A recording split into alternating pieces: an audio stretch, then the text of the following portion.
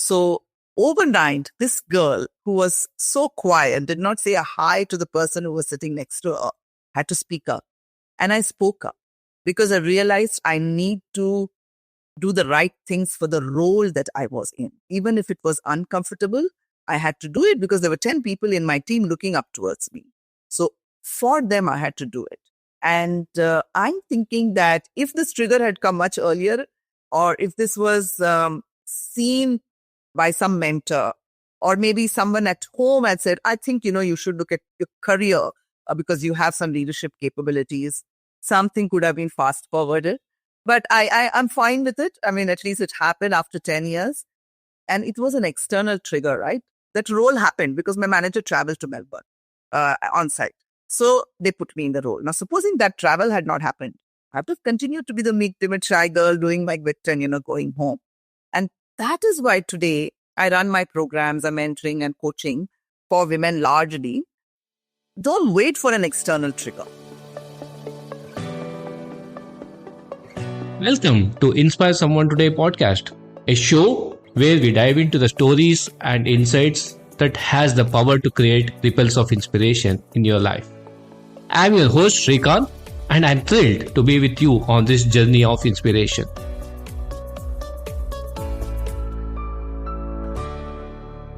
In the annals of Inspire Someone Today, month of August is very special. You may wonder why, my dear listeners, because August is when Inspire Someone Today, 5 years back, came into its existence. This August, we are celebrating 5 years of Inspire Someone Today. And to celebrate that, we have 5 episodes, 5 different guests. And the guest whom we are featuring today goes with something like this. She once feared speaking up. Today, she owns every stage she steps on. From leading software teams to championing women's empowerment, Neeraja Ganesh has rewritten the script of her life and helped countless others to do the same. In today's episode, we explore how a timid techie transformed into a bold changemaker, how she builds communities that thrive, and what it really takes to turn setbacks into stepping stones. It's an absolute joy to have Neeraja Ganesh at this juncture of Inspire Someone Today celebrating its 5-year birthday. Welcome to the show, Neeraja. Thank you so much, Shrikant. I'm so thrilled to be on this show. Ever since you connected with me, I've been waiting for this day because there's so much that your previous guests have brought in. And I'm really hoping that I can add more value through today's conversation. Absolutely. It's an honor for me and my listeners to get an inside sneak of your journey, your life story. So we'll jump right in, Neeraja. What were your early years of your career like? In my intro, I did mention that you did a big career shift from software to on your own. But if I were to kind of get you started from the journey that you've had, what was your earlier career journey like? What was the mindset that did you carry at that point of time into your first job? My first job it's this company called Sonata. Obviously, I'm talking about the early 90s when India was hit with the IT boom, what we call tech today. We used to call it software, the industry. And I was studying at NIIT to do some courses in programming and, ensuring that I managed to get a job and hopefully stay in the job for a few years because I wasn't very sure how the future was going to be. I come from a conservative family. My parents were looking for a groom to get me married. So I didn't know. I wasn't very intentional about my career. So the minute I got this opportunity at this company called Sonata, well, I have to tell you that someone who studied at NIIT, who's paid a huge amount of money in those days, and I'm sure any tech skilling today, of course, everything is available online, but otherwise when you go to an institute and learn technology, it's quite expensive. So with so much of investment that we had done, we were studying all the programming languages, all the database management systems that existed then. The job that I got was to do a conversion from PL1 as a programming language, an ancient language. I don't think anyone uses that now. Basically, this language was used on the mainframes, and convert the PL1 code to COBOL code. COBOL also is an archaic language, but some of the mainframes still run on COBOL.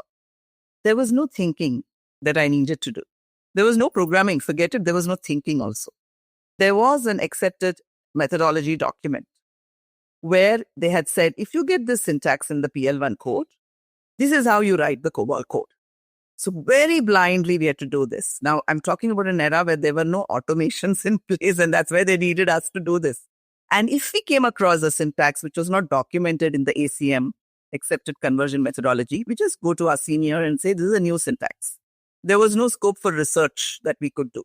We just had to tell our seniors, and then they would figure out how to convert this syntax. Because it wasn't a line-to-line conversion, right? Sometimes there would be, those who understand technology, there would be these loops, a do-while loop and a while-do loop and all of that. So you can't just convert. So some one-line syntaxes had to be written as a paragraph, 10 lines of code, etc. So we didn't have to do any thinking. I'm really saying, can you imagine someone who was looking forward to be a programmer and build some fantastic systems, doing conversion for 9 months as the very first job that she had? I did that. Okay. So when you ask this question about mindsets, I think the mindset that I had was everything is valuable. When I compare it to many mindsets of today, the younger generation of today, of course, I also craved for that kind of a cool programming job to build systems. But I did not say no to this. I went in with a mindset that this is also going to be of value, and this is going to teach me and aid me and help me grow into something more and something better, which it obviously did. I am where I am today, and the 25 years of technology career that I had was, I think, largely because of that mindset.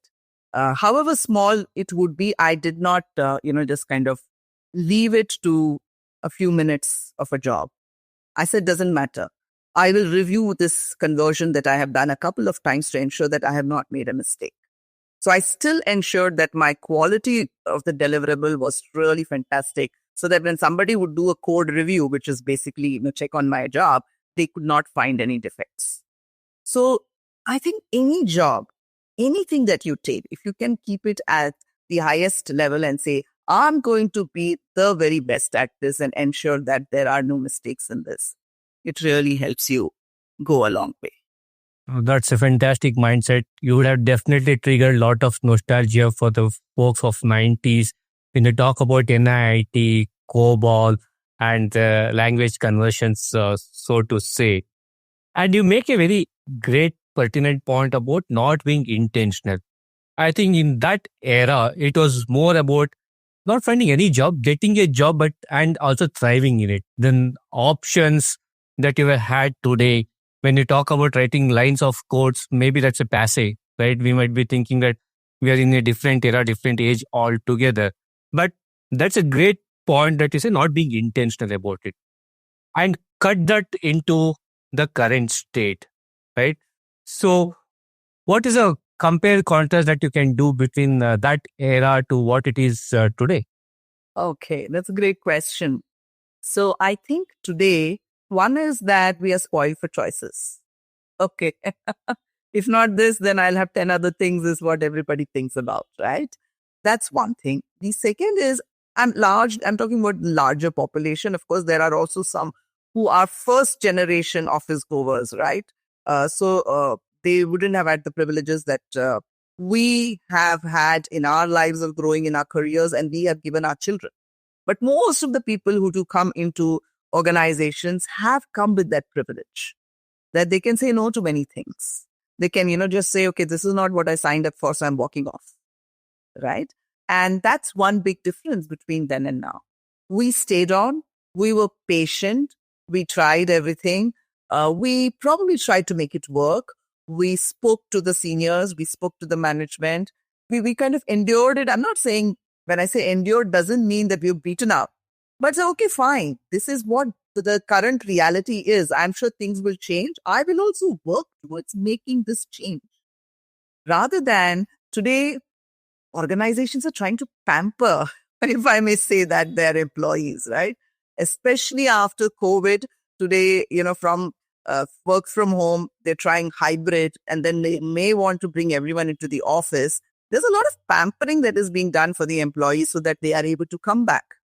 Pampering in terms of the resources provided, in the perks given, of course, you need to ask what they need and kind of help them with those resources that they do need. But I think they're spoiled for choice. And that's a big difference. So what happens with that is they don't value. Today's workforce probably doesn't value what they're getting. So I valued my first job, which was conversion, and I did it to be the very best. Somebody else of today, even if they take the job, they would take it as, okay, fine, I have 10 hours of work to do, 8 hours of work to do, and, I'm just going to move away. They're not going to put their whole and soul and think of something beyond the task. It's a task mentality that largely today's generation has, or today's workforce largely has, rather than this is my organization, this is my team, this is a piece of initiative that I can drive and get some fantastic results for my company. I think that's where the difference is. So that's a good difference that you're kind of pointing out to the workforce of today versus workforce that was still not too far away, just about 2 decades, 3 decades back. We'll come to that in a bit. Before getting there, in hindsight, looking at your job that you started, were there any silent assumptions or behaviors then that you think about it now and say that probably these are some of the things that limited my growth? That limited growth is just not the vertical hierarchical growth, just the sheer nature of learning from the peer group, from seniors, from the organization itself. Was there something that in hindsight you kind of reflect on it and say that wish this is what it is, or say that, oh, this was great and it continues to be great even today? I have said this on, many conversations that I was a very meek, timid, shy girl. I come from a very conservative family. There was no talk of career, forget careers. There was no talk of go and work, right? I finished my graduation and then I was going to be married off. That's how it played out, and I was okay with it because I was so meek and timid and shy. I said, okay, my parents know best for me. So I was okay with that. So, of course, I went into an IIT. I got into Sonata as my first job, and I got married only after when I was in my second job. So I was almost 4 years into, my career, and then I got married because my father was taking his time to find the right match for me. It was an arranged marriage. But I stayed the same meek, timid, shy in the office also, because I really didn't think I had too much in me. I never thought that I had any leadership capability in me. For me, it was about making a little bit of money before maybe I will not have the opportunity to even, do something in terms of work. So I kept it at that. But I did fantastically. Whatever I did great. So I stayed on, right? So I was delivering good results. But there was no concept of growth. There was no concept of I can even do something beyond this. They give me a job. I will do it to the best of my ability and move on. And I was like that for 10 years. So Sonata, then I went to Manhattan Associates, which was also a programmer role. And then I went to this company called as ANZ, that technology division. And another 5 years, I was largely in a development role.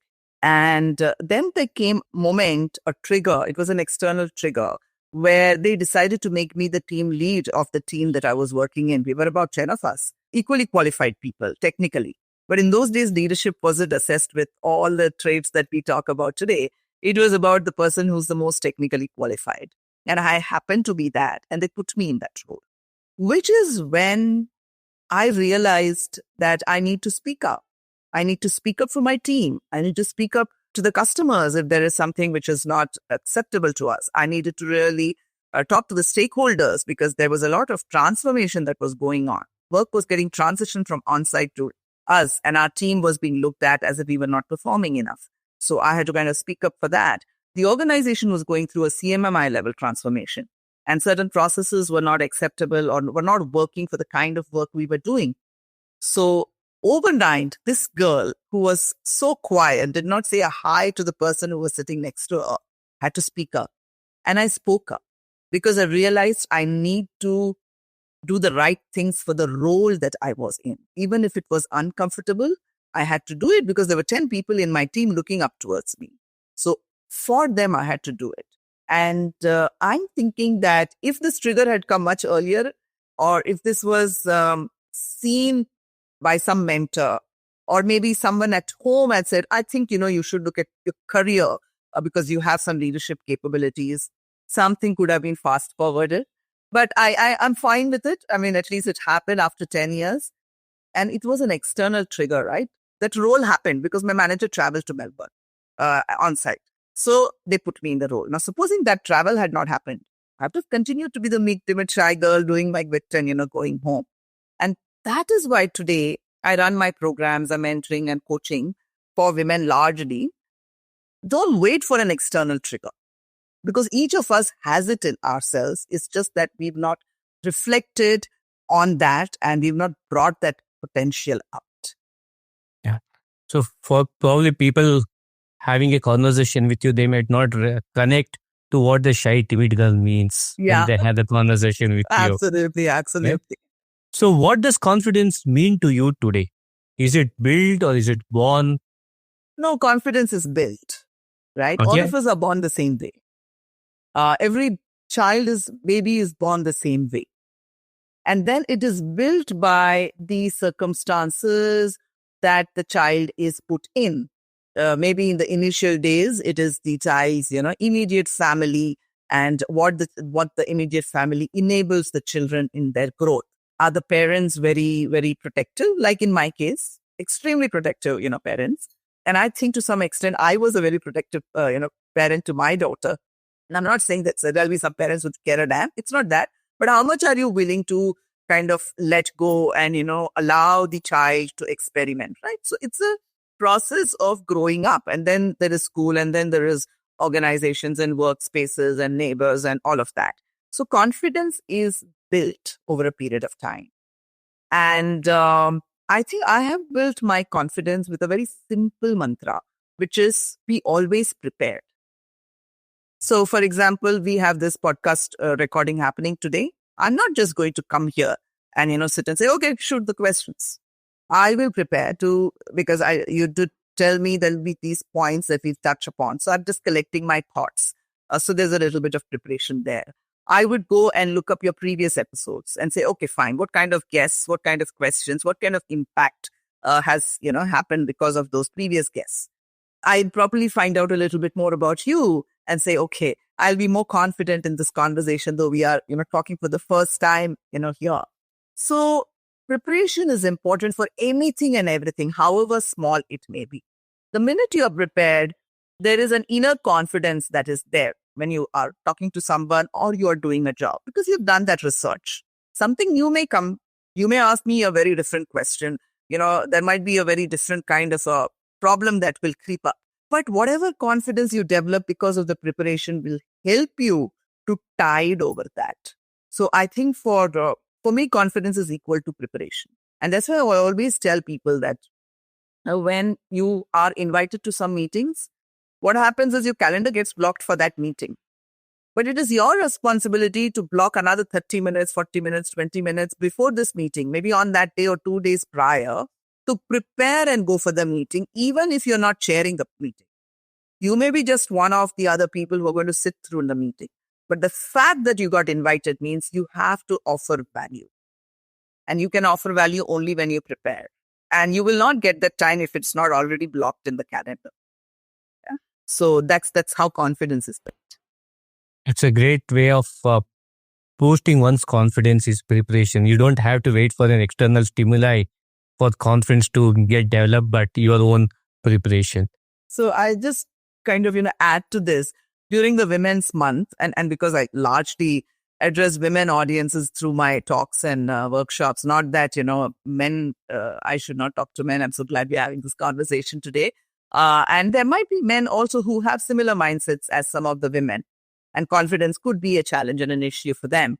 So there was this particular company who said they want me to give a talk to their women employees on confidence, self-confidence. But they wanted me to talk about power poses, how to sit and stand, how to face the camera or face the audience, and very external things. And I had to really tell them that just because I teach them a few power poses, stand like this, dress like this, they're not going to get confidence from inside. And that's not going to kill it. So I told them that, and that's not kind of a session that I do at all, because I don't know what power poses are. I'm just myself wherever I go, and maybe I'm really sitting and standing in a very different and a wrong way, but I seem very confident, and people enjoy because I'm just myself, and the confidence comes from within. So whenever somebody says, "Oh, let's do a self confidence or boosting confidence talk," I can never talk about. Of course, you should be well dressed. Of course, you should be well presenting yourselves well. I'm not denying that, but that's not what is going to give you confidence. Preparation and the content is what drives that confidence. And you did touch upon the current state, starting from where you started to where it is. And I'm sure you're talking the current state with a lens of how things have changed. Because every generation deals with what it's been presented to, nothing good or nothing bad. It is how the opportunities, the situations, the circumstances are presented to the generation. Keeping that in mind, and since you interact with a lot of professionals across industry, what are some of the recurring mindset gaps that you see today? That if you feel, how I wish somebody can focus on ABC. So I think one of the biggest mindsets that need to be corrected is not having a herd mentality, HERD, herd, following the herd. And I speak about this in my TEDx talk also, that I never follow. I mean, of course, there was initial years, where I did whatever. Everybody did science. So I did science, whether I wanted to do or not. Everybody wrote the entrance exam to get into engineering. I also did that. But after that, I changed. I just followed my own path, whether it was marriage, whether it was job roles. And, when I quit my job, it wasn't something which everybody was doing. So, but I think largely it is following the herd because people have not thought through what their priorities in life are and hence what their priorities in career are. They've not thought through and being very intentional about how they want to see their life. And a part of their life is the work and the job and the impact that they want to create. So they think, okay, fine.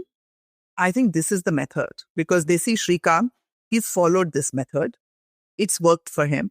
He's, showing up in so many places. He's got so many followers. He's making enough money. He's traveling to all the places. I think this is how I should also do it. And they try to follow you or they try to follow, whoever they want to. And that mindset doesn't enable them. What it does, at some point in time, it just builds in frustration. It builds in fear. It builds in worries because you're forever comparing yourselves with someone else and someone else's life. And that is something I want to really change because people come to me with very simple challenges. And I just ask them, what are your priorities in life? I just start there because half of these problems will not be there if you knew what your priorities were. And they'll tell me about 4 or 5 things, which are good. These are the 5 things that you need to have. But then when I ask them, what is priority 1? They're again confused because they want the money, they want the family, and they want everything. You can't have everything, right? You can have 1, 2, 3, 4, 5. So more of 1 and less of 5. And maybe after 2 years, you can swap it to say more of what was 5 can become 1. But at any given point in time, you will focus your time, dedication, effort, and hence the outcomes to what was your highest priority and in that order. So following the herd is I think, the absolute wrong mindset. Can we just do what we want to do by understanding what our priorities are? And they're going to be very, very different to, somebody else's. How many people have asked me, Neeraja, you always come on others' podcasts. You go on so many stages. Why haven't you started your own podcast? No, I can do that because so many podcasts are there. I mean, it's not going to, take me too much of time to set up something and get guests because I'm very well networked. I can, put a series together, but I haven't found the reason for me to do a podcast, right? So I'm sure you have a why there, Shrikant, in why because of which you have started a podcast and then there's a book and all of that. I don't have that why. Maybe not yet. Maybe it will come later. Maybe it will never come. But I'm not going to jump into the bandwagon of let me also do podcast because the rest of the world is doing. Then the fear, then the stress, then the worry, will all come by. So what you're saying is don't be somebody, be yourself. Having that priorities is helpful, but I also get it that not everybody would have that clarity in the priorities given where they are in their own life journey or career journeys. And one thing that will definitely help a lot of the listeners is, given the fact that you do a lot of workshops helping people to look into clear those cobwebs and look into what is that they would want to do. What would you recommend for people to say that, okay, this is how you go about identifying your priorities? Don't be somebody else, but this is how you can go identify your priorities. To simplify things, I tell people to ask themselves one question. If in the next 6 months, or the duration for which we are setting up the priority, and it can't be for the next 5 years, right? A good duration will be 1 year to 18 months. Some people who are really kind of in a very flux kind of a situation may want to set it for 6 months. But I think 1 year is a good time. It's time to pause and reflect on this particular episode, dear listeners. So as you listen in from Neeraja, it's time to kind of pause and reflect on what are the top 3 priorities that you wish to focus on. Yes, take a piece of paper or on your phone, list down what are those top 3 priorities that you wish to focus on. By the way, if somebody can benefit by listening to this episode, do not hesitate to pass it around. Now back to listening. So in that duration, if you could do only one thing, I'm not allowing you, or the ecosystem does not allow you to do anything more than one thing. What is that one thing you will do now? So supposing, someone has built a house and saying that I want to kind of furnish it and I want to do the interiors. And the same person is wanting to go for that big promotion in the next 6 months. All right. Now, both of this is going to take a lot of time from that person, because when you're going for that big promotion, you may want to take on some stretch initiatives. You may want to certify yourselves on some other, things that are happening, build visibility, network a lot, all of that. So it takes a lot of that time. When you are doing up a house, oh my God, I mean, I'm sure everyone who's done a house will understand how much of time it takes to go shop, figure out, buy this is not okay, and all of that. But there is only limited time available. So which one do you want to do? If you could do only one thing, if that promotion is the one thing, you can leave the house in its state, in whatever state it is, but it is the promotion, then that becomes your priority one. And then I say, now, supposing I say you can do one more thing, what would that one more thing be? Then the house comes in. But for many people say, no, I have spent the last 2 years in building this structure. Promotion can wait. I think I want to see, because I want to enjoy life. I want to enjoy myself in this house. Then its priority is the house. And the second one will be the promotion. So it's a very simple thing. Just deep dive to say, what are the 5 things? And 5 is also a big number, right? 3 is good enough. So it's not a bucket list. Great to have a bucket list, which you'll achieve in the next 40 years, maybe. Okay. And maybe, one of those bucket lists, maybe like I always give the example of writing a book. You can't probably write a book in 6 months. Maybe it'll take you 3 years because you do research, publisher, whatever. So you can bring in a small bit of it into your priority to say that in the 6 months, I would have finished writing 10 chapters. Or in the next 6 months, I want to have ensured I have done all the research for this topic. Or I would have, if I'm bringing in, stories of guests, then I would have, spoken to, 20 of them. So then the book will happen in the 3 years, but you have a smaller milestone for that book, right? So don't make it a bucket list. Oh my God, you're allowing me only 3 things. What will happen to the rest of my wishes? It will happen. It'll happen the next year or the following year. But for this year, 3 priorities. Ask the question, what is that one thing that you can do? Then if I can slip in a second, then if I can slip in a third, you're crystal clear. And then you can go about living a life that you wanted. Things will happen. Now the clarity that you're bringing in. While many things seem to be needed, it's that narrow focus that will get you to the job. Right. Absolutely. And Neeraja, as part of these workshops, I'm sure a lot of the youngsters coming in there, they had this sense of feeling stuck in the job, that it is no longer feels right. So where should individuals like those begin? What would be your recommendations to them? One is, of course, this reflection on priorities. Largely, the stuck happens because of that. And I largely talk to women, and I think the stuck episode is a lot more with women, maybe, but it could also be with men. So, for example, recently I was mentoring a lawyer, and she told me that she's had a high-flying career. A lawyer is largely self-driven. It's like a freelancing kind of. You may be a partner in a firm, but largely you bring your clientele and you kind of, hands on the money. So it's not as if, the organization is paying you a salary. So it's how much you want to do and you take credit for it. You get the reward for it. So till now, it was fantastic because she had the energy and she had the drive and she enjoyed the challenges and it was great. Then, of course, marriage happened and then the child happened, right? Now the child is probably 5 years old. Now she feels drained out. If she has to continue the high-flying job, but at the same time, she wants to ensure she gives time to her child because she wants the child to be brought up in a particular manner. This is the kind of food he or she should eat. This is the time he should study. This is the time he should play. This is the time he should sleep. And she feels that only if she is around in the household, then this will happen. So she's feeling stuck. And she comes to me with this. And my first question to her was, okay, what are your priorities? And even after doing the prioritization exercise, where now maybe the family is at a higher priority because the son is just getting into school and she wants to establish a routine. Maybe in the 1 or 2 years of the son's going into school, she will have to focus more. And after that, the child becomes, self-driven. I've seen that with my daughter. So that's exactly what I did with Sneha, who's now 23, that, because I was very heavily focused on academics. That's the way we are, I think, in our families, that academics takes top priority.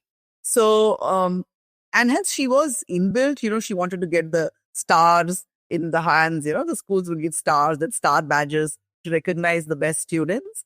But what I did was I used to set question papers for her because I couldn't sit and see what she's studying because I was, in this career of mine, which took so much of time.